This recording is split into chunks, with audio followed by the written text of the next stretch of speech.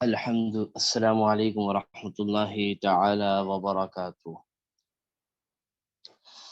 الحمد للہ نحمده ونستعینه ونستغفره ونؤمن به ونتوکل علیہ ونعوذ باللہ من شرور انفسنا ومن سیئات اعمالنا من يهده الله فلا مضل له ومن يضلله فلا هادي له ونشهد أن لا إله إلا الله وحده لا شريك له ونشهد أن سيدنا وسندنا وحبيبنا ومولانا محمدا عبده ورسوله. أما بعد فأعوذ بالله من الشيطان الرجيم. بسم الله الرحمن الرحيم. قال الله تبارك وتعالى في القرآن المجيد: يا أيها الناس إنا خلقناكم من ذكر وأنثى وجعلناكم شعوبا وقبائل لتعارفوا إن أكرمكم عند الله أتقاكم إن الله عليم خبير. صدق الله العظيم. وقال النبي صلى الله عليه وسلم: لا يؤمن أحدكم حتى أكون أحب إليه من والده وولده والناس أجمعين، أو كما قال عليه الصلاة والسلام. سبحانك لا علم لنا إلا ما علمتنا إنك أنت العليم الحكيم. رب اشرح لي صدري ويسر لي امری واحلل عقدۃ من لسانی یفقہوا قولی.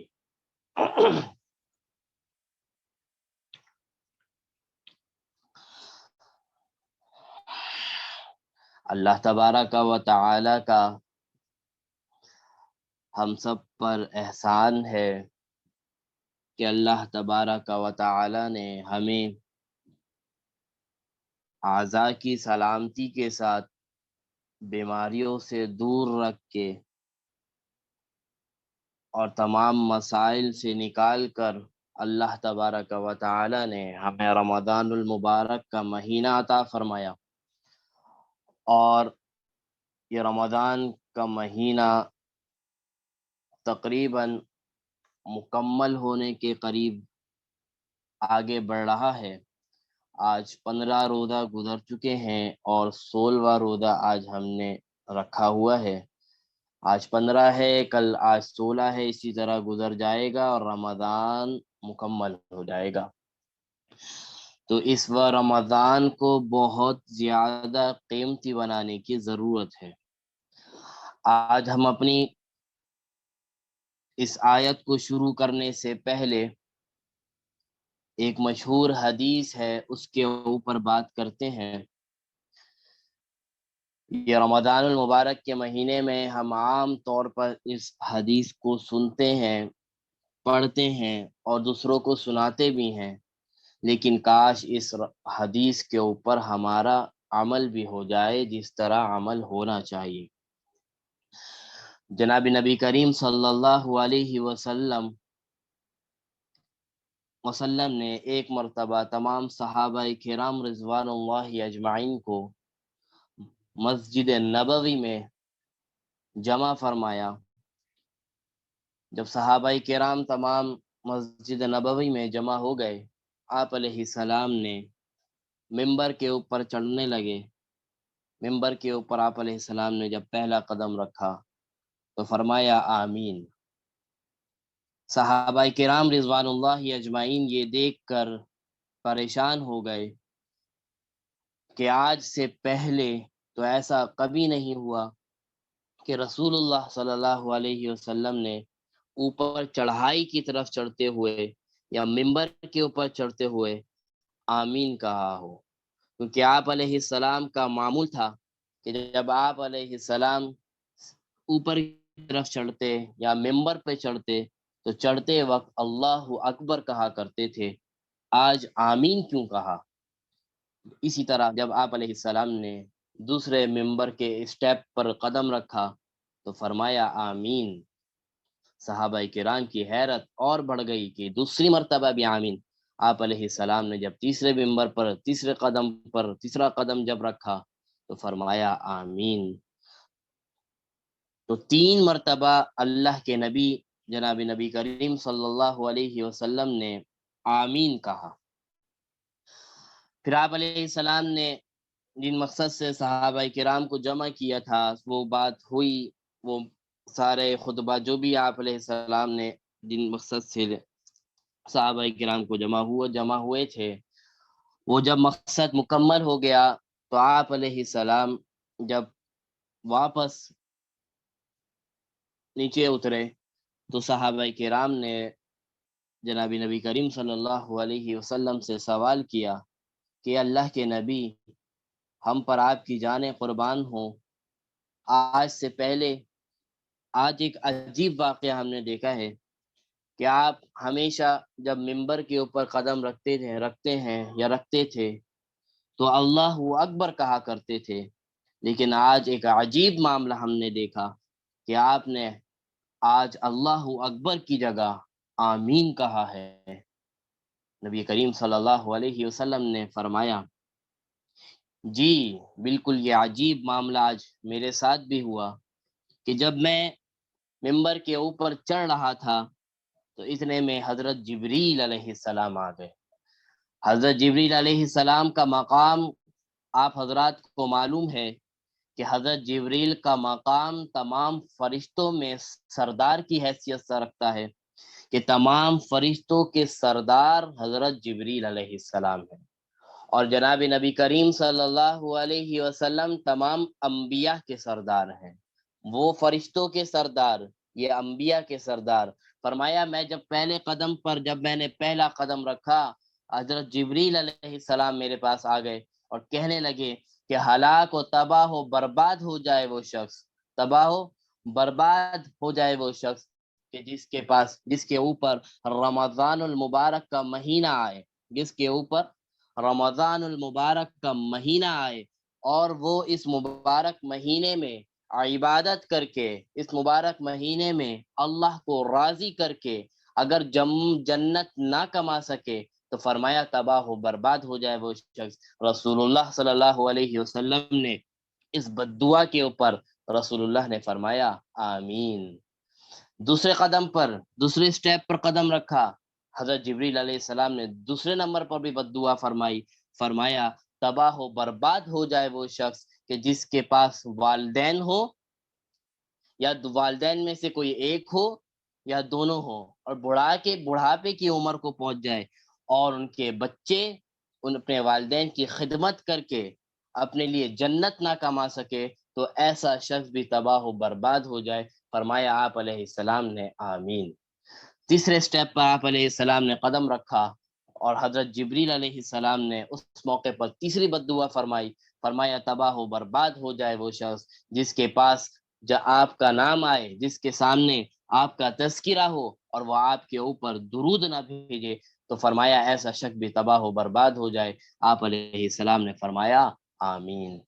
آپ اندازہ لگائیے دعا کون کر رہا ہے، بد دعا کون کر رہا ہے؟ جو فرشتوں کا سردار ہے، اور آمین کون کہہ رہا ہے؟ جو انبیاء کا سردار ہے۔ تو پہلی جو اس کے اندر بات آئی، فرمایا تباہ و برباد ہو جائے وہ شخص جس کے اوپر رمضان المبارک کا مہینہ آیا اور اس نے اس رمضان المبارک کو ضائع کر دیا اور اپنے لیے مغفرت نہیں کرا سکا تو فرمایا ایسا شخص تباہ و برباد ہو جائے۔ یہ حدیث پڑھ کر ہمیں کہیں ڈراتی ہے کہ اس حدیث سے ہمیں ڈر لگتا ہے کہ کہیں ایسا نہ ہو کہ ہم بھی اس میں شامل ہو جائے، اور اس حدیث سے ایک طریقے سے خوشخبری بھی نظر آتی ہے۔ اس حدیث سے ایک طریقے سے خوشخبری اور تسلی بھی دیتی ہے یہ حدیث۔ فرمایا کہ خوشخبری اور تسلی کیسے دیتی ہے کہ جناب نبی کریم صلی اللہ علیہ وسلم کو اللہ تبارک و تعالی نے رحمت للعالمین بنایا ہے۔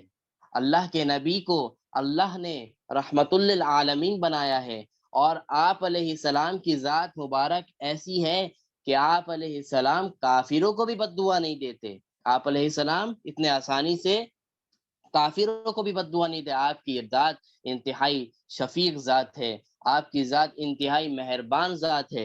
تو ایسا کیسے ہو سکتا ہے وہ ایمان والوں کو اللہ کے نبی بد دعا دیں اور حضرت جبریل بد دعا دیں اور حضرت رسول اللہ صلی اللہ علیہ وسلم اس کے اوپر آمین کہیں؟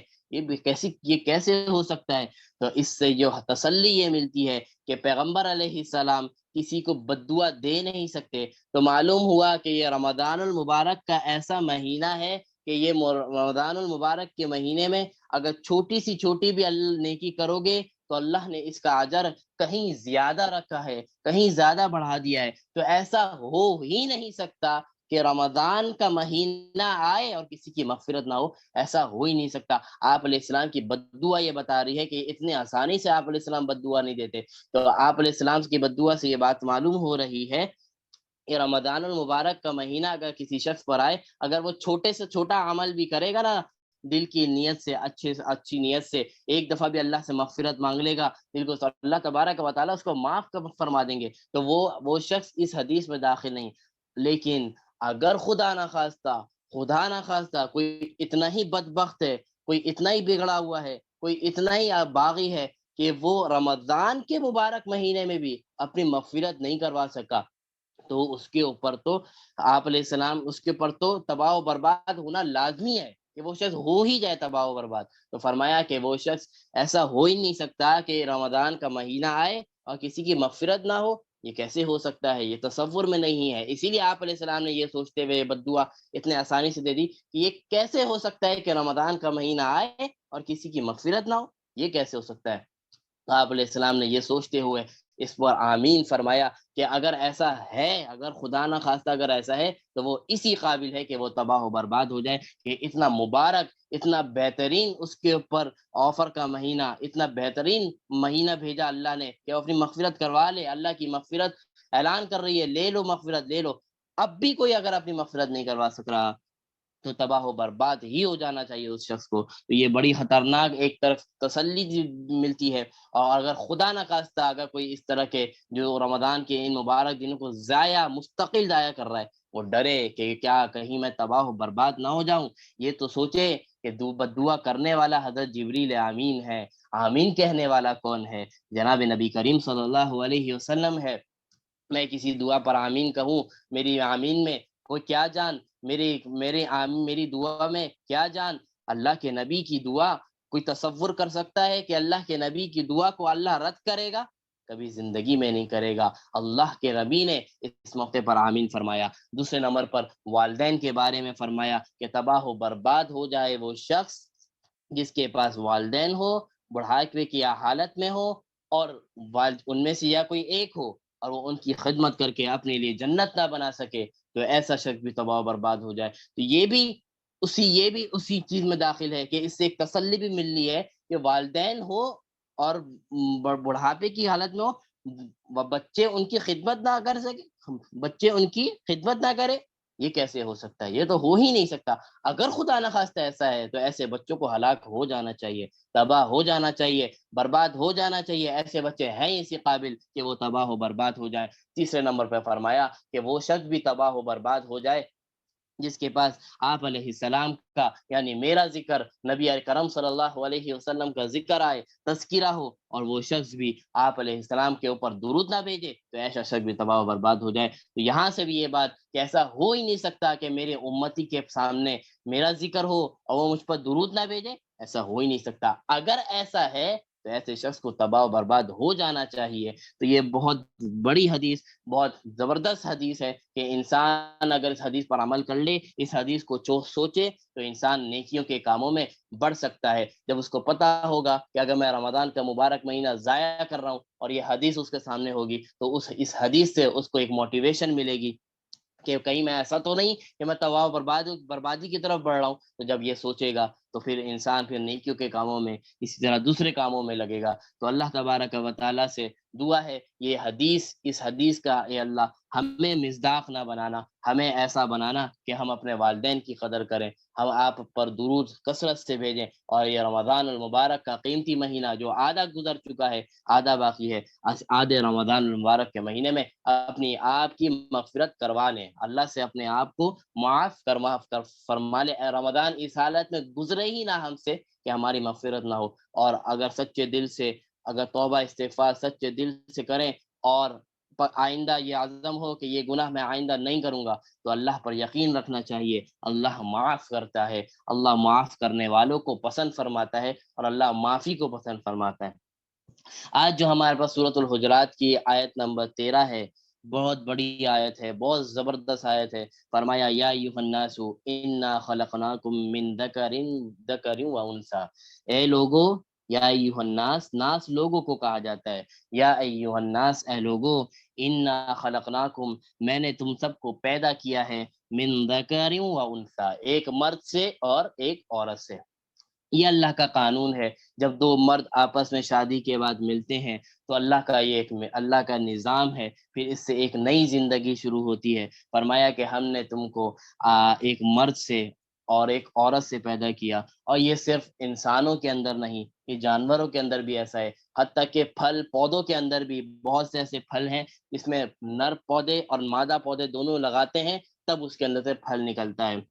اسی طرح بہت سی سبزیاں ایسی ہیں کہ اگر صرف اس سبزیوں کا نر لگا دیا جائے تو اس میں سے کبھی پھل نہیں نکلے گا، اگر اس کے ساتھ مادہ بھی جوڑی جائے تو اس کے بعد اس کے اندر پھل ہوتا ہے۔ تو یہ اللہ تبارک و تعالیٰ نے ایک نظام رکھا ہے، یہ صرف انسان کے ساتھ خاص نہیں، جانوروں کا بھی یہی معاملہ ہے، پھل پودوں کا بھی یہی معاملہ ہے، ہر چیز کا یہ اللہ تبارک و تعالیٰ نے فرمایا کہ ہم نے تم کو انسان اور ایک مرد اور ایک عورت سے پیدا کیا۔ فرمایا وَجَعَلْنَاكُمْ شُعُوبًا وَقَبَائِلَ لِتَعَارَفُوا، پھر ہم نے پھر ایک مرد اور عورت سے تم کو پیدا کیا، پھر ہم نے کیا کیا تمہارے ساتھ، تمہیں بہت سی برادریوں میں، بہت سے قبائلوں میں کیا کر دیا، تقسیم کر دیا، لِتَعَارَفُوا، تاکہ تم کو لوگ پہچان سکیں، تاکہ تمہاری پہچان ہو سکے۔ تو اللہ تبارک یہاں سے ایک بہت بڑا پیغام ہمیں نظر آ رہا ہے۔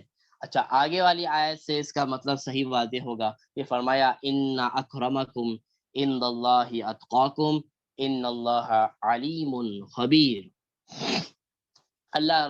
اللہ تبارک و تعالی اس سورۃ الحجرات کی آیت نمبر 13 میں فرما رہے ہیں، یا ایھا الناس، اے لوگو، ہم نے تم کو ایک مرد اور ایک عورت سے پیدا کیا، وجعلناکم شعوبا، اور تمہارے لیے قومیں بنا دیا، تمہارے لیے ذات بنا دی، وقبائل، اور اسی طرح تمہارے لیے برادریاں بنا دی، لتعارفوا، تاکہ تم کو تمہاری پہچان ہو سکے، ان اکرمکم عند اللہ اتقاکم، بے شک اللہ کے نزدیک پسندیدہ، اللہ کے نزدیک محبوب ترین بندہ وہ ہے جو تقوی میں زیادہ ہے، ان اللہ علیم خبیر، بے شک اللہ تبارک و تعالی بہت زیادہ جاننے والے اور بہت زیادہ باخبر ہیں۔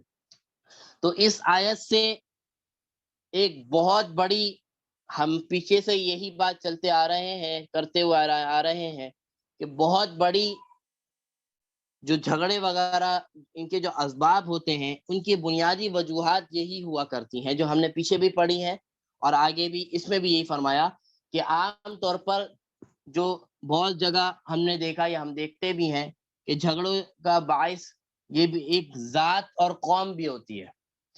آج سے پہلے، اب تو الحمدللہ امن ہو گیا، آپ سب جانتی ہیں کہ یہ مہاجر پٹھان کے جو لڑائی جھگڑے ہوتے تھے کتنے خطرناک ہوا کرتے تھے۔ اسی طرح دوسری قوموں کے اوپر فخر کرتے ہوئے، دوسری قوموں پر اپنی ذات پر فخر کرتے ہوئے ایک دوسرے کو نیچا دکھانا، ایک دوسرے سے لڑائی کرنا، یہ بہت عام چیز ہے۔ اور اس کے علاوہ اگر لڑائی جھگڑا نہیں بھی ہو رہا تو ایک دوسرے کو، ایک ذات کے اوپر ایک دوسرے ذات کو ترجیح دینا، یہ تو ہر جگہ ہوتا ہے، ہمارے ہر خاندان میں ہوتا ہے۔ اگر کوئی شیخ ہے تو وہ اپنے نیچے انصاری والے کو وہ سمجھتا ہے کہ یہ تو بیکار سی قوم ہے، اگر کوئی دوسرے پنجابی ہے تو وہ مہاجر کو نیچا سمجھتا ہے، کوئی پٹھان ہے تو اپنے آپ کو ہی سب سے زیادہ اچھا سمجھتا ہے، کوئی بہاری ہے تو وہ اپنے آپ کو ہی سب سے زیادہ، اس طرح کوئی بنگالی ہے، کوئی دہلی والا ہے، تو یہ ساری ذات ہے۔ تو ہر کوئی اپنی ذات کے اعتبار سے اپنے آپ کو کیا کر رہا ہوتا ہے؟ اچھا سمجھ رہا ہوتا ہے، اپنے آپ کا ڈیفینڈ کر رہا ہوتا ہے کہ ہماری ذات سب سے اچھی ہے، ہماری زبان سب سے اچھی ہے، ہماری قوم سب سے اچھی ہے۔ تو اللہ تبارک و تعالیٰ نے واضح فرما دیا تم ان چیزوں پر فخر کرنا چھوڑ دو۔ یہ چیز تو اللہ تبارک و تعالیٰ نے صرف لتعارفو، تمہاری پہچان کے لیے بنایا ہے، کہ تمہاری پہچان ہو جائے کہ ہاں یہ مہاجر ہے، یہ پٹھان ہے، یہ پنجابی ہے، یہ بنگالی ہے، یہ بہاری ہے، یہ دہلی والا ہے، یا یہ یوسف زئی ہے۔ یہ ساری جو ذات ہے، یہ ساری جو قوم ہے، یہ خان ہے، یہ صرف یہ خاندان، یہ قبیلے جو اللہ تبارک و تعالیٰ نے بنایا ہے، یہ فخر کرنے کے لیے نہیں بنایا، ایک دوسرے کو آپس میں ترجیح کرنے کے لیے، لڑائی جھگڑے کے لیے نہیں بنایا۔ فرمایا لتعارفوا، تاکہ تمہاری بس پہچان ہو سکے، اس کے ذریعے تمہاری قوم کی پہچان ہو سکے، کیونکہ یہ قوم بھی ایک اللہ کی نعمتوں میں سے ایک نعمت ہے کہ ایک قوم ہوتی ہے تو ان کے رہن سہن میں الگ الگ سارے ہوتے ہیں، اگر ایک دوسری قوم ہے تو ان کا رہن سہن، ان کا اسٹائل، زندگی گزارنے کا لائف آف اسٹائل الگ ہوتا ہے۔ تو ہر قوم کا ہر قوم کی ڈشز الگ ہوتی ہے، ہر قوم کے کپڑے پہناوے الگ ہوتے ہیں۔ تو یہ ساری اللہ کی نعمتیں ہیں کہ اللہ تعالیٰ نے ایسے ایسے لوگ بھی بنائے۔ تو یہ صرف صرف لیتعارفو کے لیے بنایا، تاکہ تمہاری پہچان ہو سکے، تم آپس میں ایک دوسرے کی پہچان کر سکو، ہاں یہ پنجابی ہے، یہ بہاری ہے، یہ پٹھان ہے، صرف اس لیے نہیں کہ اپنے آپ کو دوسری قوموں پر ترجیح دو، اس لیے نہیں کہ اپنے آپ کو دوسری قوموں سے افضل سمجھو، اس لیے نہیں بنایا۔ فرمایا ان اکرمکم عند اللہ اتقاکم، اللہ کے نزدیک یہ قومیں کام تھوڑی آئیں گی، اللہ کے نزدیک بنگالی تھوڑی اچھا ہے، اللہ کے نزدیک مہاجر تھوڑی اچھا ہے، اللہ کے نزدیک پٹھان تھوڑی اچھا ہے۔ یہ تو تم اپنے لیے سمجھتے ہو، اپنے لیے تم نے بنا لیا، جو بالکل غلط کرتے ہو۔ اللہ کو ان چیزوں کی ضرورت نہیں ہے۔ اللہ کو کس کی ضرورت؟ اللہ کو تو کسی چیز کی ضرورت نہیں، اگر ضرورت ہے تو تم کو ضرورت ہے، لیکن اللہ کے نزدیک محبوب اگر بننا چاہتے ہو تو فرمایا ان اکرمکم عند اللہ اتقاکم، اللہ کے نزدیک تو اکرام والا بندہ وہ ہے، اللہ کے نزدیک تو شریف اور عزت والا بندہ وہ ہے جس کے دل میں تقوی ہو، جس کے دل میں اللہ کا ڈر ہو۔ بھلے تم پنجابی ہو، بھلے تم پٹھان ہو، بھلے تم مہاجر ہو، بھلے تم بنگالی ہو، بھلے تم یوسفزئی ہو، بھلے تم بہاری ہو، بھلے تم دہلی والے ہو، کوئی بھی ہو، اللہ کو اس ذات سے کوئی مطلب نہیں۔ اللہ کو صرف تمہارے دل کا تقوی چاہیے۔ اگر تمہارے دل میں تقوی ہے، تم کسی بھی قوم سے ہو، اللہ کے نزدیک محبوب ترین بندے ہو، اللہ کے نزدیک محبوب ترین بندے ہو۔ اگر کسی شخص کے تقوی زیادہ ہے تو وہ اس کو چاہیے کہ اپنے آپ کو دوسروں پر ترجیح دے، اس کو چاہیے اگر میں اللہ سے زیادہ ڈرنے والا ہوں تو اس لیے حدیث میں یہ بھی آتا ہے کہ دنیا کے معاملے میں ہمیشہ اپنے سے نیچے والوں کو دیکھو، اور دین کے معاملے میں ہمیشہ اپنے سے اوپر والوں کو دیکھو۔ اگر نیچے والوں کو دیکھو گے، اگر دنیا کے معاملے میں نیچے والوں کو دیکھو گے تو تمہارے اندر شکر کی صلاحیت پیدا ہوگی، شکر کا معدہ پیدا ہوگا، اور دین کے معاملے میں اوپر والوں کو دیکھو گے تو تم نیکیوں میں آگے بڑھو گے، تم عبادتوں میں آگے بڑھو گے۔ اور ہم کیا کرتے ہیں؟ ہم دنیا کے معاملے میں اوپر، ہم بالکل اسلام سے بالکل اگینسٹ چل رہے ہیں، اسلام نے جو کہا اس سے بالکل کیا کر رہے ہیں، ہم نے اپنا راستہ ٹرن کیا، بالکل اگینسٹ آ گئے۔ اسلام کہتا ہے دنیا کے معاملے میں نیچے والوں کو دیکھو اور دین کے معاملے میں اوپر والوں کو دیکھو۔ ہم نے کیا کیا؟ دنیا کے معاملے میں اوپر والوں کو دیکھتے ہیں، دین کے معاملے میں نیچے والے کو دیکھتے ہیں۔ کیسے دیکھتے ہیں؟ دنیا کے ہمارے پاس اگر موٹر سائیکل ہے تو ہم کار والوں کو دیکھتے ہیں کہ یار ماشاءاللہ اس کے پاس گاڑی ہے، میرے پاس تو موٹر سائیکل ہے۔ پھر اس سے کیا پیدا ہوتی ہے؟ ناشکری پیدا ہوتی ہے، اللہ کی ناشکری پیدا ہوتی ہے کہ اللہ نے مجھے صرف بائک دی، میرے پاس کرائے کا مکان ہے، اس کے پاس بڑا اپنا مکان ہے۔ جب انسان اب دنیا کے معاملے میں اوپر والے کو دیکھے گا تو ناشکری پیدا ہوگی، اور جب ناشکری پیدا ہوگی اللہ کی ناراضگیاں شروع ہو جائیں گی۔ اور اگر انسان نیچے والے کو دیکھے گا، اگر میرے پاس کار ہے اور اگر میں نیچے والوں کو دیکھوں کہ اس کے پاس بائک ہے، تو اللہ کا شکر ادا ہوگا کہ یا اللہ تیرا کتنا شکر ہے کہ تو نے مجھے اس بائک کی مشقت سے نکال کر مجھے کار دیا۔ اگر میرا ذاتی مکان ہے تو میں کرایہ دار کو دیکھوں،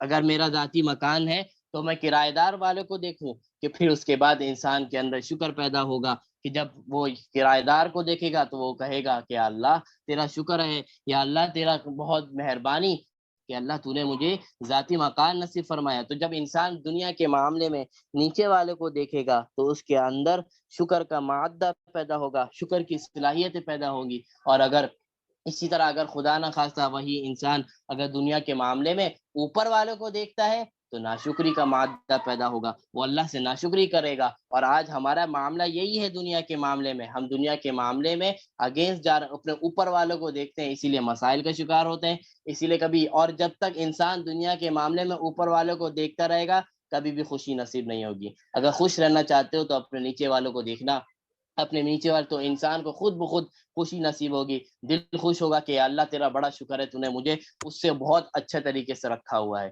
یا اللہ تیرا بڑا شکر ہے کہ تو نے مجھے یہ نعمتیں دی, اس کے پاس یہ نعمتیں بھی نہیں ہیں. اور دعا کرے کہ اللہ جیسے تو نے مجھے نعمتیں دی اس بھائی کو بھی دے دے, اس کو بھی دے دے. یہ ہے اسلام کا مزاج, یہ ہے. اگر انسان کے اندر یہ آ جائے تو معاشرہ کیسے بربادی کی طرف جائے, معاشرہ خاندانی نظام کیسے بربادی کی طرف جائے, یہ دنیا ہمارے لیے جنت بن جائے گی. اور فرمایا دین کے معاملے میں ہمیشہ اوپر والوں کو دیکھو. ہم کیا کرتے ہیں دین کے معاملے میں نیچے والے کو دیکھتے ہیں, کہ یار کیسے نیچے والے کو دیکھتے ہیں, کہ اگر کوئی شخص 2 رکعت پڑھ رہا ہے, اگر کوئی ہاں جیسے ہم نماز پڑھ رہے ہیں تو اگر اس کو کہا جائے کہ بھائی نماز زیادہ پڑھو, تو ہم کیا کرتے ہیں, یار وہ اس سے تو میں بہت اچھا ہوں نا, وہ تو نماز پڑھتا بھی نہیں ہے, میں تو نماز پڑھ رہا ہوں.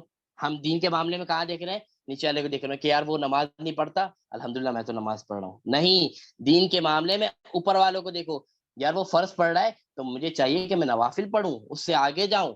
یہ ہے اسلام کا مزاج. جب انسان اوپر والے میں نیچے والے کو نہیں دیکھے, کہ جو عبادت میں کمزور ہے اس کو کمزور والے عبادت کو دیکھ کر اور عبادت کر رہا ہے, تو یہ تھوڑی اسلام کا مزاج ہے. اسلام تو کہہ رہا ہے کہ جو عبادت میں اوپر جا رہا ہے اس کو دیکھو اور اس سے آگے بڑھنے کی کوشش کرو.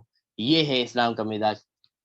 دین کے معاملے میں جب انسان اپنے سے اوپر والوں کو دیکھے گا, اپنے سے زیادہ عبادت کرنے والوں کو دیکھے گا, تو اس کے اندر عبادت کا شوق پیدا ہوگا, عبادت کی ہمت پیدا ہوگی. اور جب انسان دین کے معاملے میں اپنے سے کم عبادت کرنے والوں کو دیکھے گا تو اس کے اندر سے ایک تسلی پیدا ہوگی, ایک راحت, ایک یہ پیدا ہوگی کہ یار کوئی مسئلہ نہیں ہے, وہ تو کم کر رہا ہے, میں اتنا فرض تو پڑھ رہا ہوں نا, یہی بہت ہے. یہ نہیں ہے, یہ مزاج اسلام کا نہیں ہے. اسلام کا مزاج دنیا کے معاملے میں وہ نیچے والوں کو دیکھنا ہے, اور آخرت کے معاملے میں, عبادت کے معاملے میں, ہمیشہ دین کے معاملے میں ہمیشہ اوپر والوں کو دیکھنا ہے. تو یہاں پہ اس آیت کے اندر فرمایا کہ ہم نے ایک مرد اور انسان کو, اور یہاں پہ اس سے یہ بھی بتا دیا یا ایھا الناس انا خلقناکم من ذکر و انثی وجعلناکم, اس سے کیا یہ بات ثابت ہوئی کہ تم فخر کرتے ہو نا اپنی قوموں کے اوپر, اپنی ذاتوں کے اوپر, تو یاد رکھنا اللہ نے اللہ کی پیدائش کا سلسلہ سب کا ایک جیسا بنایا.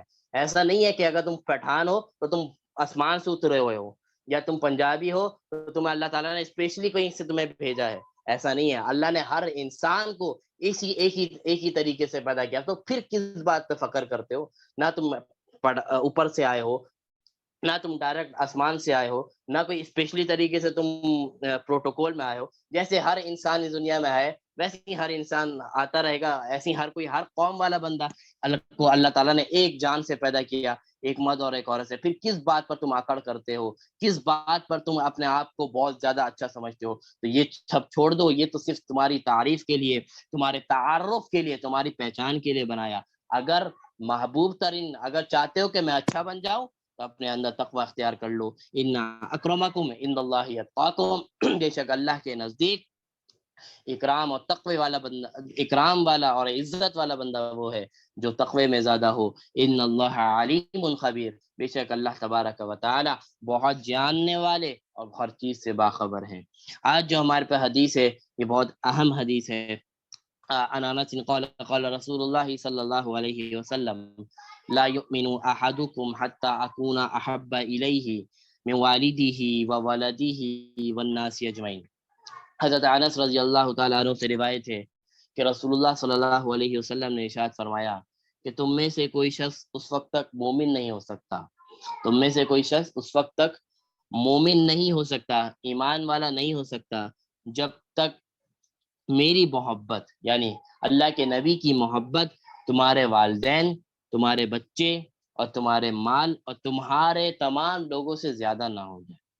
پیغمبر علیہ السلام فرماتے ہیں کہ اگر سچے پکے مومن بننا چاہتے ہو تو میری محبت، میری عزت، میرا احترام تمہارے اندر ایسے ہونا چاہیے کہ والدین سے بھی زیادہ ہو، بچوں سے بھی زیادہ ہو، اور تمام لوگوں سے اگر زیادہ میری محبت اگر تمہارے دل میں ہے تو تم ایمان والے ہو۔ یہاں پر فرمایا لا یؤمنو سے مراد وہ نہیں ہے کہ اگر کسی خدا نخواستہ کسی کے اندر اگر اولاد کی محبت زیادہ ہے یا والدین کی محبت زیادہ ہے تو وہ ایمان والا نہیں ہے، ایمان والا تو ہے، فرمایا کامل مسلمان وہ نہیں، کامل ایمان والا اس ایمان ایمان تو ہے، لیکن جو ایک اچھا ایمان، ایک بہت زبردست، جس کو جو ایمان مطلوب ہے وہ والا ایمان کب بنے گا؟ فرمایا کہ جب تمہارے اندر میرا احترام، میری عزت تمہارے والدین سے زیادہ ہے، تمہارے بچوں سے زیادہ ہے، تمام لوگوں سے زیادہ ہے، تب تم پکے ٹکے تب تم کامل ایمان والے ہو۔ تو ہمیں سوچنا چاہیے کہ کہیں ایسا تو نہیں کہ حضور سے زیادہ، رسول اللہ سے زیادہ میرے دل میں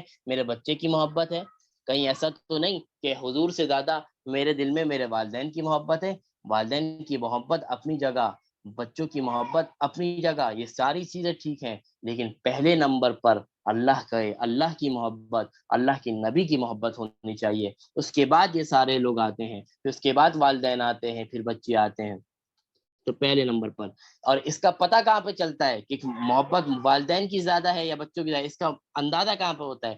جب ہم کہیں پھنس جائیں، جب ہمیں کوئی بچہ آ کے، میرا کوئی بچہ آ کے ایسے کام آ کے بولے جس سے اللہ کے نبی ناراض ہوتے ہوں، اگر کوئی بچہ مجھ سے آ کے فرمائش کر رہا ہے اس کام کی جس سے اللہ کے نبی ناراض ہوتے ہوں، وہاں پہ محبت کا پتہ چلے گا کہ بچے کی زیادہ محبت ہے یا اللہ کے نبی کی زیادہ محبت ہے۔ اگر آپ نے اس بچے کی فرمائش کو پوری کر دیا تو معلوم ہوا آپ کے اندر نبی کی زیادہ محبت نہیں ہے، بچے کی محبت ہے، تبھی تو نبی کو ناراض کر کے بچے کو راضی کر رہے ہیں۔ نہیں، بچے کو راضی کرنا ہے تو پہلے رسول اللہ کو دیکھو۔ اگر شادی کا معاملہ ہے یا کوئی اس طرح فنکشن کا معاملہ ہے، کوئی رسم و رواج کا معاملہ ہے، کوئی بھی معاملہ ہے، اگر وہاں پر اگر ایک طرف میرے بچے کی خواہش ہے اور ایک طرف میرے رسول اللہ کی نبی کی بات ہے، ایسا نہ ہو کہ میں اپنے بچے کو راضی کرنے کے چکر میں، اپنے رشتہ داروں کو راضی کرنے کے چکر میں نبی کو ناراض نہ کر دوں۔ اگر یہاں پہ نبی ناراض ہو رہا ہے تو معلوم ہوا کہ میرے نزدیک رشتہ داروں کی اہمیت میرے نبی سے زیادہ ہے، میرے نزدیک میرے بچوں کی اہمیت میرے نبی سے زیادہ ہے۔ تو ایسا کوئی کام نہیں کرنا کہ جس سے میرا نبی ناراض ہو جائے، ایسا کوئی کام نہیں کرنا جس سے میرے اللہ ناراض ہو جائے۔ میرے بچہ اگر ناراض ہوتا ہے، میرے خاندان اگر ناراض ہوتا ہے تو وہ وقتی ناراضگی ہے۔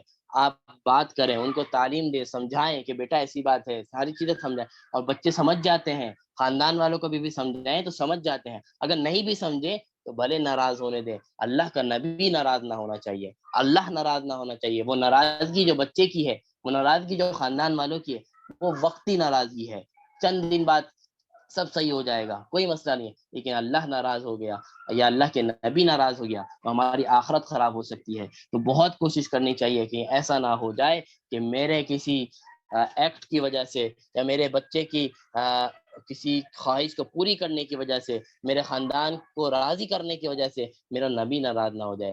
ہمیں ہمیشہ پہلے نمبر پر اللہ کو اور نبی کو رکھنا ہے، پھر سارے معاملات آتے ہیں۔ میرا نبی اور اللہ راضی ہے تو سب راضی ہے، کوئی راضی نہ بھی ہو، میرا اللہ اگر مجھ سے راضی ہے تو میرا کام بن جائے گا، میں کامیاب ہوں۔ اور اگر مجھ سے پوری دنیا راضی ہے، مجھ سے میرے خاندان والے راضی ہیں، میرے بچے سب راضی ہیں، اور اللہ اگر ناراض ہے، اگر نبی ناراض ہے تو سمجھ جائے آپ بربادی کی طرف جا رہے ہیں۔ آپ کی اس بچوں کی رضامندی سے آپ کا بیڑا پار نہیں ہوگا، بیڑا پار اس وقت ہوگا جب آپ سے اللہ راضی ہوگا۔ اب جو ہمارے پاس کل زکوٰۃ سے متعلق کچھ باتیں ہوئی تھیں کہ زکوٰۃ کن کو دینا ہے، آج وہ لوگ ہیں جن کو زکوٰۃ دینا جائز نہیں ہے۔ پہلے نمبر پر جو مصارف زکوٰۃ کل میں نے بتائے تھے کہ 8 قسم کے لوگ ہیں، ان کو زکوٰۃ دی جا سکتی ہے۔ ان میں سے کوئی ایسا شخص ہے، اچھا بہت سے لوگ ایسے ہوتے ہیں جو زکوٰۃ دینے کے تو مستحق نہیں ہوتے، یعنی ان کے پاس زکوٰۃ دینا تو واجب نہیں ہوتا لیکن لینا بھی نہیں ہوتا۔ بہت سے لوگ یہ سمجھتے ہیں کہ اگر مجھ پہ زکوٰۃ واجب نہیں ہے تو میں زکوٰۃ لے سکتا ہوں، ایسا نہیں ہے۔ جو بہت سے ایسے لوگ ہوتے ہیں جو زکوٰۃ دے تو نہیں سکتے لیکن اللہ تعالیٰ نے ان کی ضروریات کے سامان میں ایسی چیزیں ہوتی ہیں جو اپنی زندگی آرام سے گزر رہے ہوتے ہیں، تو زکوٰۃ لینا ان کو جائز نہیں ہوتا. بھلے ٹھیک ہے آپ نہیں دے سکے، آپ کے پاس اتنا مال نہیں، لیکن کم از کم لینا آپ کے لیے جائز نہیں ہے. جس کے پاس 2 وقت کا کھانا اچھا ہے، اچھا سے مراد نارمل کھانا جس سے انسان کا پیٹ بھر جائے، ایسا شخص جس کے پاس گھر میں ایسے ضروریات سے زائد کے سامان ہے، جیسے ٹچ موبائل ہے یا ٹی وی ہے یا اس طرح کی چیزیں ہیں جو ضرورت سے زائد استعمال کی چیزیں ہوتی ہیں، جو اس سے جس کو سمجھا جاتا ہے کہ یہ ضرورت سے زائد میں، اگر کسی کے گھر میں ایسی چیزیں ہیں رکھی ہوئی، تو ایسے شخص کو زکوٰۃ نہیں دی جائے گی. ایسا شخص زکوٰۃ نہیں لے سکتا. اگر اس کو بہت زیادہ ضرورت ہے پیسوں کی، ٹی وی بیچ کے لے لو، موبائل بیچ کے لے لو، نہیں وہاں موبائل تھوڑی بیچیں گے. ہاں دوسروں کا پیسہ مل جائے وہاں زکوٰۃ کے لیے فوراً آ جائیں گے. نہیں، تو فرمایا ایسا شخص زکوٰۃ کا مستحق نہیں ہے جس کے پاس اس طرح کے کوئی سامان ہو، یا 2 وقت کا کھانا بہت اچھے طریقے سے کھا لیتا ہو، کوئی مسائل نہ ہو، تو ایسا شخص کو زکوٰۃ دینے کی اجازت نہیں ہے. اسی طرح سید ہو، اللہ کے نبی کے خاندان میں سے ہو، سید ہو، قریشی ہو، یا اس طرح سے شاہ ہو، تو ان لوگوں کو بھی زکوٰۃ کا پیسہ دینا جائز نہیں ہے. اس کی وجہ یہ نہیں ہے کہ یہ لوگ صحیح لوگ نہیں، بلکہ یہ لوگ معزز لوگ ہیں، یہ لوگ اکرام والے لوگ ہیں. اس لیے اللہ کے نبی نے فرمایا، اللہ کے نبی کے پاس ایک شخص آیا اور وہ زکوٰۃ کے کچھ رقم لے کر آیا اور وہ آپ علیہ السلام کو دینے لگا. آپ علیہ السلام نے فرمایا یہ کون سے پیسے ہیں؟ فرمایا یہ زکوٰۃ کے پیسے ہیں. رسول اللہ صلی اللہ علیہ وسلم نے فرمایا یہ ہمارے خاندان والے ہمارے خاندان والے مالوں کا میل نہیں لیا کرتے، ہمارے خاندان والے مالوں کا میل نہیں لیا کرتے، اس لیے یہ زکوٰۃ کے پیسے آپ کسی اور کو دے دیں. تو سید کے اوپر زکوٰۃ جائز نہیں ہے. سید یا رسول اللہ سے خاندان سے جو تعلق رکھنے والے ہیں ان کو زکوٰۃ دینا جائز نہیں ہے. لیکن اس کا مطلب یہ نہیں ہے کہ ان کی مدد نہ کرو. اب معاملہ یہ ہوتا ہے کہ ایک شخص غریب ہے بہت زیادہ لیکن سید ہے، اب زکوٰۃ تو لے نہیں سکتا، تو وہاں یہاں وہ بندہ وہاں کے پھنس جاتا ہے. تو فرمایا کہ ایسے لوگوں کی تو زیادہ بڑھ کر محبت کرو، اس سے ایسے لوگوں کی تو زیادہ مدد کرو. یہ تو آپ علیہ السلام کے خاندان سے تعلق رکھنے والے، زکوٰۃ کی مد سے کیوں دے رہے ہو؟ مال کا میل کیوں دے رہے ہو؟ اپنا اچھا پیسہ دو، اپنے اچھا گفٹ دو، اپنے اچھا پیسہ نکالو، اپنے اچھے صدقات دو. ایسے لوگوں کی مدد صدقات سے کرو، عطیات سے کرو، زکوٰۃ نہیں دو. زکوٰۃ کے علاوہ جو آپ تمہارے پاس جتنی حیثیت ہے، جتنا دو گے اور زیادہ ثواب ملے گا، اس نیت سے دو کہ یہ میرے نبی کے خاندان سے ہے. تو اگر یہ ہو جائے گا تو فرمایا تو تو زکوٰۃ کے لیے اسی طرح سید کو زکوٰۃ نہیں دینا، لیکن صدقات سے دوسرے پیسوں سے سید کی خاص طور پر محنت کی جائے، خاص طور پر ان کی مدد کی جائے. اسی طرح جن کے پاس ضرورت سے زائد سامان ہو، جن کے گھر میں موجود ہو، اور یا ان کے پاس کھانے پینے کے کوئی مسائل نہ ہو، تو ایسے لوگوں کو بھی زکوٰۃ دینا جائز نہیں ہے. اسی طرح ان لوگوں کو، اسی طرح میاں بیوی کو زکوٰۃ دینا جائز نہیں ہے، یا بیوی میاں کو زکوٰۃ نہیں دے سکتی، شوہر بیوی کو زکوٰۃ نہیں دے سکتا، بیوی شوہر کو زکوٰۃ نہیں دے سکتی. اسی طرح بچے والدین کو زکوٰۃ نہیں دے سکتے اور والدین بچے کو زکوٰۃ نہیں دے سکتے. اسی طرح اوپر کا معاملہ ہے، یعنی پوتے دادا کو نہیں دے سکتے، دادا پوتے کو نہیں دے سکتے. اسی طرح نواسا نواسی کا معاملہ، یعنی جتنے رشتے اوپر والے ہیں، والدین سے اوپر والے، دادا دادی پردادا جو بھی ہے، اور اسی طرح اپنے والدین سے نیچے والے بچے، ان کے پوتے نواسے، تو یہ جو ایک پیڑھی ہے، ان میں زکوٰۃ کے پیسے دینا جائز نہیں ہے. ایسا نہیں ہو سکتا کہ نانی اپنی نواسی کو زکوٰۃ کے پیسے دے، نہیں، یہ جائز نہیں ہے.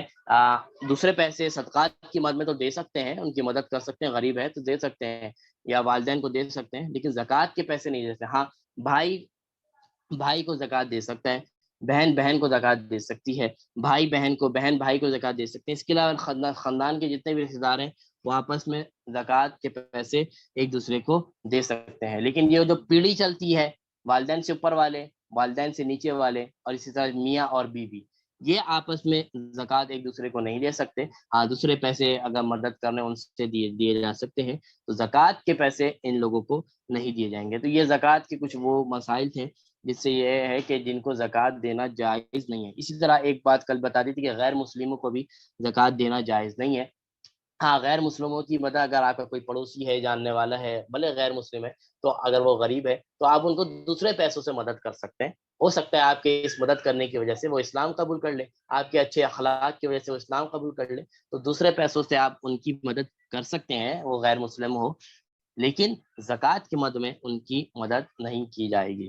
اب جو ہمارے پاس ہے دو دعائے قنوت کا ترجمہ ہے. فرمایا کہ دعائے قنوت میں نے آپ کو وطر کی نماز میں بتا دیا تھا کہ وطر کی تیسری رکعت میں دعائے قنوت پڑھنی ہوتی ہے. جن کو یاد نہیں ہے وہ یاد کر لیں.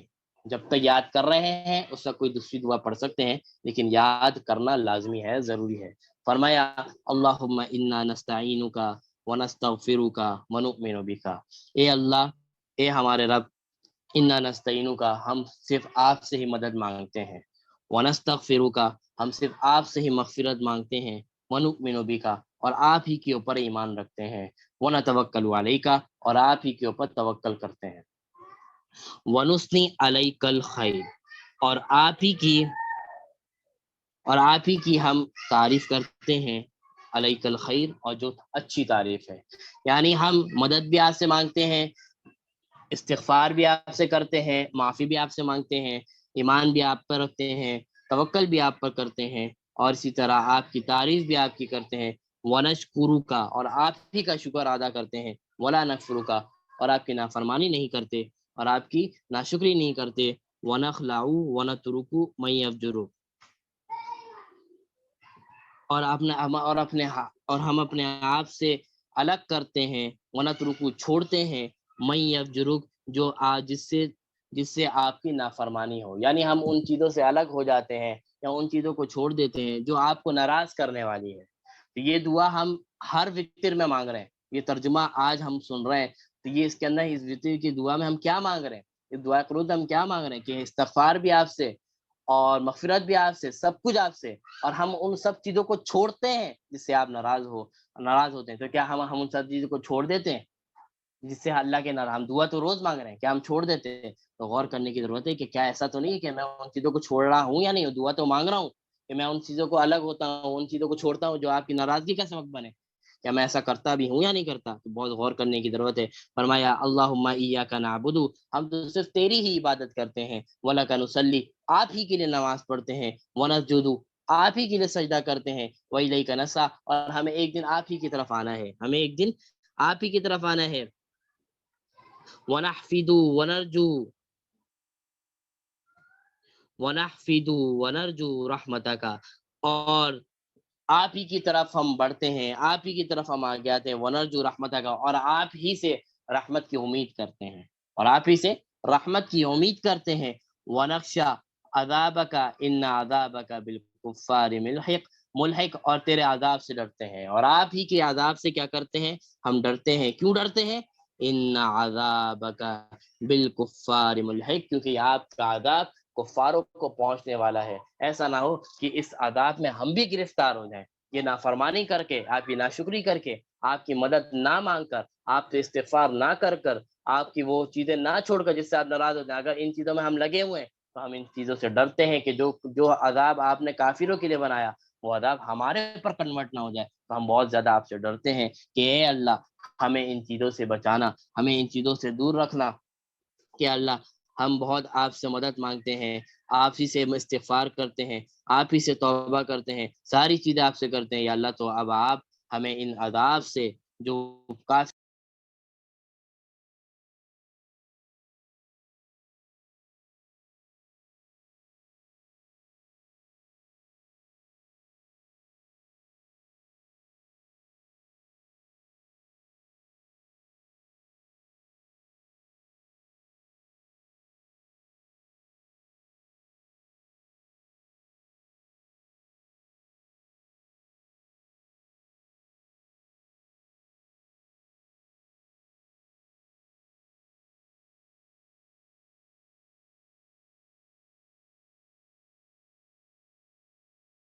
پڑھا ہے، جو سنا ہے، اللہ تبارک و تعالیٰ اس پر عمل کرنے والا بنا دے، اور خصوصی طور پر ہم پر اپنی رحمت خاصہ نازل فرما دے. آیت الکرسی کا ہمارا ترجمہ رہ گیا. آیت الکرسی اور ایمان مجمل اور ایمان مفصل، یہ تین چیزیں انشاءاللہ ہم اس کے ترجمے کے اوپر کل ہم ان کے اوپر بات کریں گے۔ اللہ تبارک و تعالی ہمیں عمل کرنے والا اور رمضان کا مبارک مہینہ جو رہ گیا ہے قیمتی بنانے والا بنا دے۔ السلام علیکم ورحمۃ اللہ تعالی وبرکاتہ۔